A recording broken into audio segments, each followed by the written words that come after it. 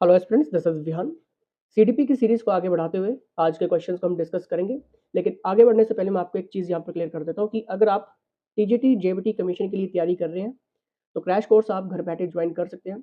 आपको 5 से 10-10, 20-20 हज़ार रुपया कहीं पर देने की ज़रूरत नहीं है। पहली बात तो ये, ठीक है।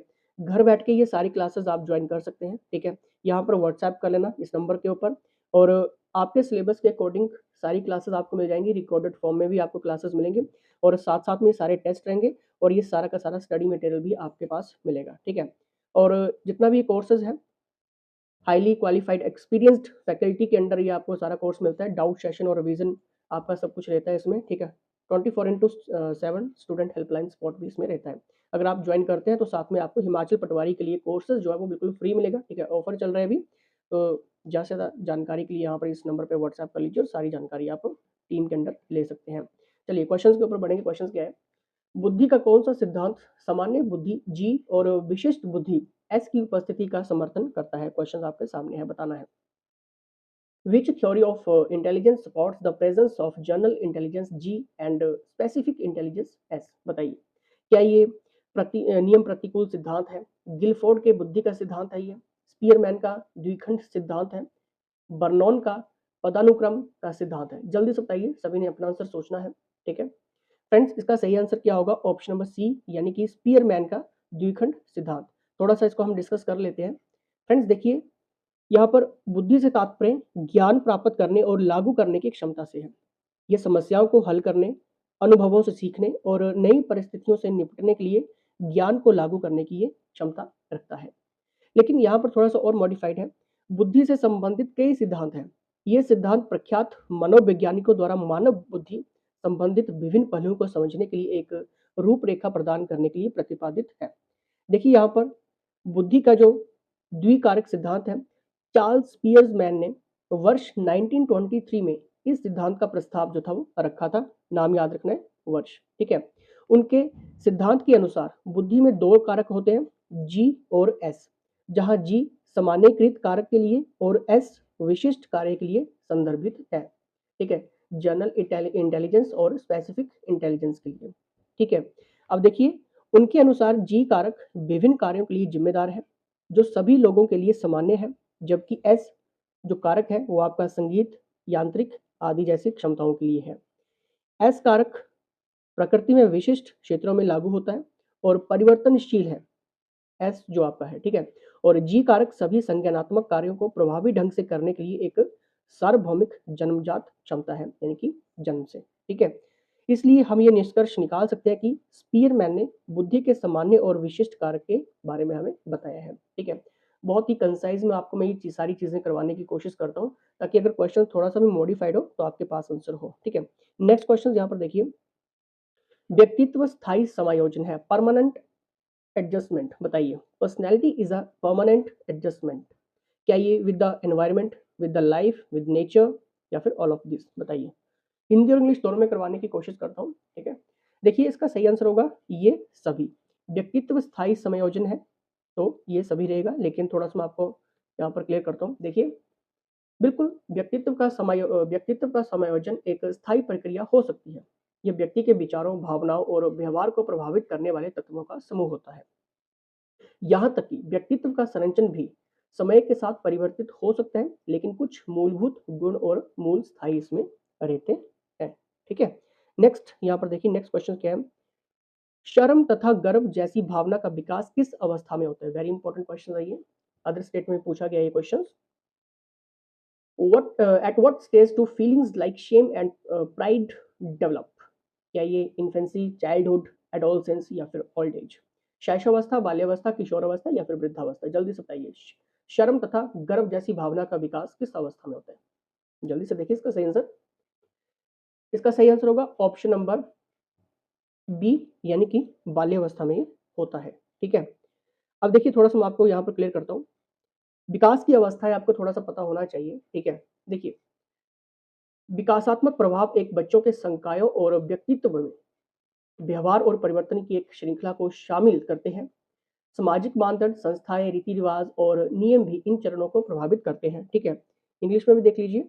Developmental influences involves a series of behaviour and changes in a child's, faculties and personalities, जिसमें आपका सोशल नॉर्म्स हो गया, इंस्टीट्यूशन हो गया, customs and rules also influences this state, यानी कि विकास की अवस्थाओं में ये सारी की सारी चीजें, ये जितने भी स्टेप्स हैं ये प्रभावित करते हैं। ठीक है, अब देखिए थोड़ा सा यहाँ से जो क्वेश्चंस बनते हैं, शैशवावस्था आपका 18 महीने, ठीक है, जन्म से 18 महीने, पूर्व बाल्यावस्था, अर्ली चाइल्डहुड आपका 2 से 3 साल, प्री स्कूल्स आपका है 3 से 5 साल, स्कूल एज और प्री एडोलसेंस 6 से 11 साल है ये, ठीक है, एडोलसेंस 12 से 18, अर्ली और यंग एडल्टहुड 19 से ये 40 साल है, ठीक है, और मिडिल एडल्टहुड आपका 40 टू 65 है, और परिपक्वता यानी कि मैच्योरिटी आपकी आपका 65 की आपके डेथ तक, ठीक है, ये बहुत इंपॉर्टेंट रहता है। नेक्स्ट यहाँ पर देखिए, शैशवावस्था की मुख्य विशेषता नहीं है, बताइए, it is not the main characteristic of infancy. सीखने की प्रक्रिया में तीव्रता, जिज्ञासा की प्रवृत्ति, चिंतन प्रक्रिया, अनुकरण द्वारा सीखने की प्रक्रिया, बताइए शैशवावस्था की मुख्य विशेषता नहीं है अकॉर्डिंग टू ऑप्शंस, बताइए इसका सही आंसर क्या होगा?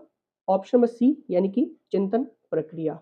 ठीक है, थोड़ा सा देखते हैं यहाँ पर, शैशवावस्था में विकास यानी कि डेवलपमेंट इन इन्फेंसी, ठीक है, इसमें कौन कौन सी चीजें हैं जो, क्योंकि देखिए ऑप्शंस कई बार ऐसा नहीं कि ऑप्शन सेम टू सेम आएगा, ऑप्शंस कुछ भी आ सकता है, ठीक है, लेकिन आपको थोड़ा सा ये पता होना चाहिए कि जो आपका शैशवावस्था में विकास है, डेवलपमेंट इन इन्फेंसी, उसमें क्या क्या पॉइंट्स हैं, ठीक है, जिसमें आपका है, पहला है भाषा विकास, ठीक है, लैंग्वेज डेवलपमेंट। देखिए शिशु भाषा के बिना शुरू करते हैं, ठीक है, फिर भी 4 महीने की उम्र तक बच्चे ओंठ पढ़ सकते हैं और भाषण ध्वनियों को भेदभाव कर सकते हैं, ठीक है, उन्हें पहचान सकते हैं, ठीक है, शिशुओं को बोलने वाली भाषा को बड़बड़ाना कहा जाता है, ठीक है, भावनात्मक विकास, इमोशनल डेवलपमेंट। देखिए शिशु भावनाओं के बिना शुरू करते हैं, अभी तक 2 से 3 महीने की उम्र में वे मुस्कुराहट दिखाना शुरू कर देते हैं और बाद में अपनी भावनाओं जैसे कि गुस्सा, डर आदि को वो व्यक्त करते हैं, ठीक है। नेक्स्ट है आपका यहाँ पे सामाजिक विकास, सोशल डेवलपमेंट। शिशुओं का जन्म सामाजिक शिक्षार्थियों से होता है, वे अपने देखभाल करने वाले के साथ स्वस्थ जुड़ाव बनाते हैं और अपनी उम्र के अन्य बच्चों के आसपास रहने का वो आनंद लेते हैं, ये आपका सोशल डेवलपमेंट, ठीक है, ये आपका सारा का सारा किस में आ रहा है? शैशवावस्था में विकास में आ रहा है, ठीक है, क्योंकि मैंने पहले कहा है कि ऑप्शंस कुछ भी हो सकते हैं, बट आपको ये मेन मेन पॉइंट्स याद होने चाहिए। नेक्स्ट आपका शारीरिक विकास, ठीक है, शिशु के पहले वर्ष में तेजी से शारीरिक विकास की विशेषता होती है, एक सामान्य बच्चा 6 महीने में अपने जन्म के वजन को दोगुना कर लेता है और 1 साल में इसे 3 गुना कर देता है, ठीक है। नेक्स्ट आपका संज्ञानात्मक विकास यानी कि कॉग्निटिव डेवलपमेंट। शैशवावस्था में बच्चे अपने आसपास की दुनिया को सोचने और समझने की क्षमताओं के कई तत्वों का विकास करते हैं, शिशु में उल्लेखनीय रूप से सक्षम जीव होते हैं, यहाँ तक कि जीवन के पहले दिन भी, ठीक है, तो ये कॉग्निटिव डेवलपमेंट जिसमें हमने क्या रीड किया यहाँ पे, शैशवावस्था में विकास के कुछ इंपॉर्टेंट पॉइंट्स, ठीक है, ज़्यादा आपको बुक्स में नहीं उलझना है, ठीक है, जो आपको मैं यहाँ पे करवा रहा हूँ, ठीक है, आप उसके ऊपर फोकस करिए और कंप्लीट एडिशन आप व्हाट्सएप पे ले सकते हैं, ठीक है, कहीं भी पैसा वेस्ट करने की जरूरत नहीं है आपको, ठीक है। किसी भी विद्यार्थी का सबसे महत्वपूर्ण विशेषता है, क्या ये दायित्व है, ईमानदारी है, सहभागिता है या फिर आज्ञाकारिता है, बताना है, जल्दी से बताइए। What is the most important characteristic of a student? Responsibility, honesty, participation, obedience, बताइए। अगर आपने सोचा है इसका सही आंसर ऑप्शन नंबर डी यानी कि आज्ञाकारिता, तो well done, according to option इसका सही आंसर होगा ओबीडियंस। अब देखिए यहाँ पर थोड़ा सा मैं आपको क्लियर करता हूँ। देखिए कुछ मनोवैज्ञानिक इस बात पर बल देते हैं कि बच्चे की सामाजिक आर्थिक स्थिति उसकी बुद्धि लब्धि से जुड़ी होती है, अनुवांशिकता किसी व्यक्ति की बौद्धिक क्षमता को निर्धारित करती है और वातावरण ये निर्धारित करता है कि इसका कितना विकास हुआ है। अब देखिए एक प्रतिभाशाली बच्चे की तुलना जब समान आयु वर्ग के बच्चों के साथ की जाती है, तो वो इसके कुछ इंपॉर्टेंट पॉइंट्स हैं जो कि आप पढ़ सकते हैं, नोट डाउन भी कर सकते हैं, ठीक है। पीडीएफ के लिए आप ग्रुप्स ज्वाइन कर लीजिए, लिंक डिस्क्रिप्शन में मिल जाएगा, फ्री पीडीएफ आपको वहाँ पे मिल जाएंगे, ठीक है। क्योंकि यहाँ पर क्या बात हुई है, यहाँ पर सीधी सिंपल सी बात हुई है फ्रेंड्स, कि जो प्रतिभाशाली बच्चे हैं, ठीक है, उनकी जब तुलना मतलब उन्हीं की एज के अकॉर्डिंग, ठीक है, अगर कोई 5 साल का बच्चा है, 10 साल का बच्चा है, ठीक है, तो यानी कि जो 10 साल का बच्चा ये काफ़ी प्रतिभाशाली, ठीक है, उसकी जो तुलना है अगर उसकी समान एज के अकॉर्डिंग होगी, ठीक है, तो ये जो चीज़ें हैं ये आपको पता होनी चाहिए, क्योंकि अगर यहाँ से क्वेश्चन बनते हैं तो आपके पास क्लियर होगा, ठीक है। जैसे कि आप उसमें आपका बौद्धिक गतिविधियों में आनंद लेता है वो, ठीक है, किसी भी चीज़ का निर्माण करना, आविष्कार करना, ठीक है, छोटे-छोटे एक्सपेरिमेंट्स करना, ठीक है, जाँच करना, ठीक है, तो उन चीज़ों को क्या करता है वो काफ़ी पसंद करता है। एक प्रतिभाशाली बच्चा, ठीक है, समान आयु वर्ग के बच्चों के साथ यहाँ पर उसका तुलना की जा रही है, ठीक है। और विशेष रुचियों में वो काफ़ी गहनता से वो उसकी जाँच करता है, ठीक है, इंटरेस्ट लेता है चीज़ों को लेकर, ठीक है। मतलब चैलेंजेस एक्सेप्ट करता है, ठीक है। तो ये सारी चीज़ें उसमें रहती हैं, ठीक है। बाकी आप रीड भी कर सकते हैं अकॉर्डिंग टू थ्योरेटिकल, ठीक है। नेक्स्ट यहाँ पर देखते हैं, निम्नलिखित में से किस स्तर के बच्चे अपने समकक्षी वर्ग के सक्रिय सदस्य बन जाते हैं? ये वेरी वेरी इंपॉर्टेंट क्वेश्चन है, ठीक है। और ये पूछा भी गया है आपको, बताइए जल्दी से देखिए, निम्नलिखित में से किस स्तर के बच्चे अपने समकक्षी वर्ग के सक्रिय सदस्य बन जाते हैं? इसका सही आंसर होगा ऑप्शन नंबर ए, यानी कि किशोर अवस्था से ही, ठीक है। किशोर अवस्था से ही वो मतलब अपने एज के सदस्य, मतलब उनके कंपनी के साथ वो एडजस्ट होते हैं, ठीक है। नेक्स्ट यहाँ पर देखिए,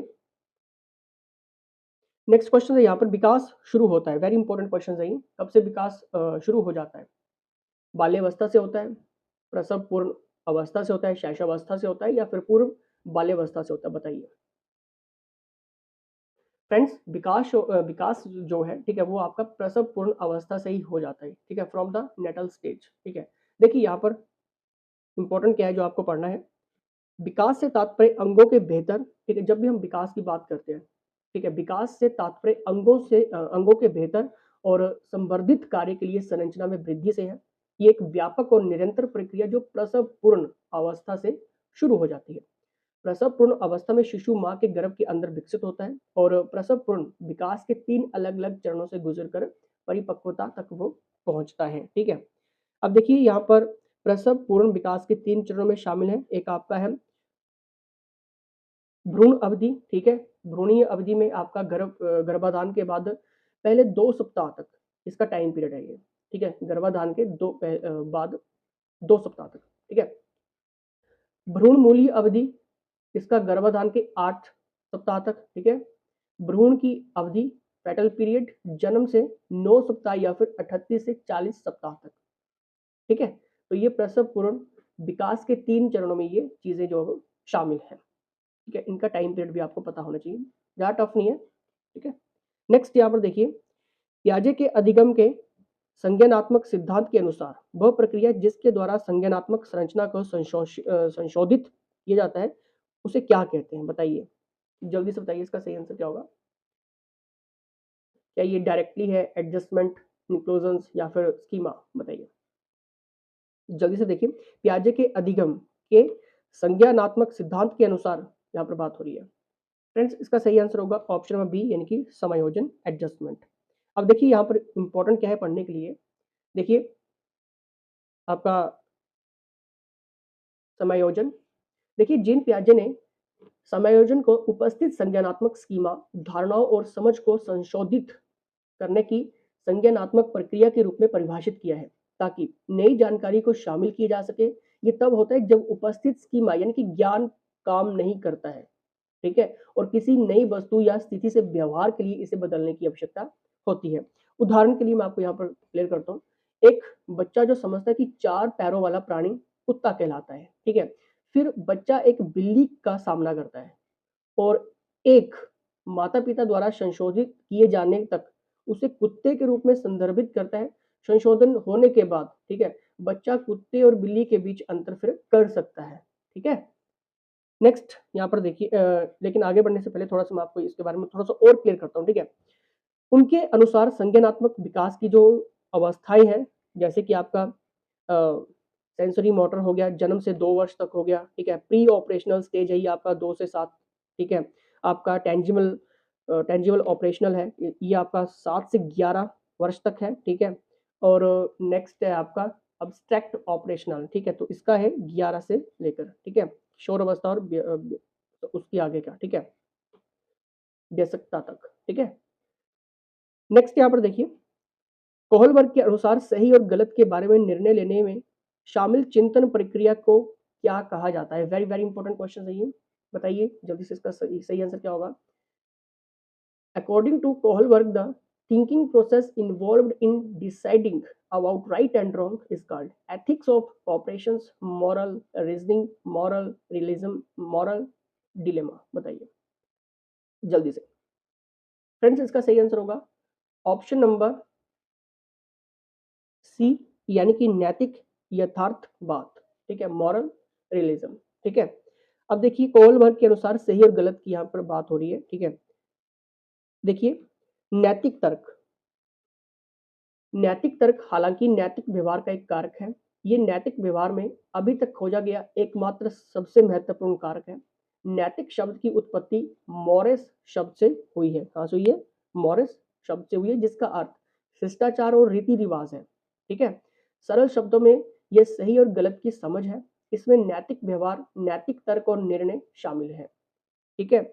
नैतिक तर्क एक सोच प्रक्रिया है, ठीक है, जिसमें सही क्या है और गलत क्या है इसके बारे में निर्णय लेना शामिल है। नैतिक तर्क भारांक वाले विकल्पों को सही या गलत के रूप में संदर्भित करता है। ये इस बात पर आधारित है कि हम समस्या से संबंधित कई दृष्टिकोणों को समझने में सक्षम है या फिर नहीं है, ठीक है। नेक्स्ट यहाँ पर देखते हैं, नेक्स्ट क्वेश्चन क्या है। शिक्षक को यह सलाह दी जाती है कि वे अपने शिक्षार्थियों को सामूहिक गतिविधियों में शामिल करें, क्योंकि सीखने को सुगम बनाने के अतिरिक्त डैश ये सहायता करती है, ठीक है। तो देखिए शिक्षक को ये सलाह दी जाती है कि वे अपने शिक्षार्थियों को सामूहिक गतिविधियों में शामिल करें, ठीक है। तो इसका क्या ऑप्शंस देखिए, एंजाइटी है, सोशलाइजेशन है, वैल्यू कॉन्फ्लिक्ट है या फिर एग्रेशन है, बताइए जल्दी से। फ्रेंड्स इसका सही आंसर होगा ऑप्शन नंबर बी, यानी कि समाजीकरण, सोशलाइजेशन, ठीक है।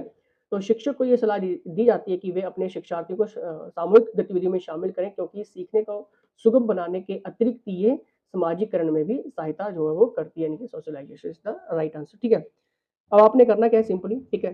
टीजीटी जेवीटी के लिए अगर आप प्रिपरेशन कर रहे हैं, ठीक है, सिंपली व्हाट्सएप करिए, नंबर आपकी स्क्रीन के सामने है, और ये सारे के सारे एडवांटेज लीजिए, ठीक है। लाइव क्लासेस के साथ रिकॉर्डेड क्लासेस भी लीजिए, और ये सारे के सारे सब्जेक्ट्स, टेस्ट डिटेल्स और ये सारे का सारा स्टडी मटेरियल भी आपको मिल जाएगा, ठीक है। कहीं पर आपको हजार लाख रुपया वेस्ट करने की जरूरत नहीं है, ठीक है। सिंपली व्हाट्सएप करिए और सारे फायदे आज ही लीजिए एक्सपर्ट्स के अंदर, ठीक है। चलिए इसी के साथ जय हिंद, जय हिमाचल।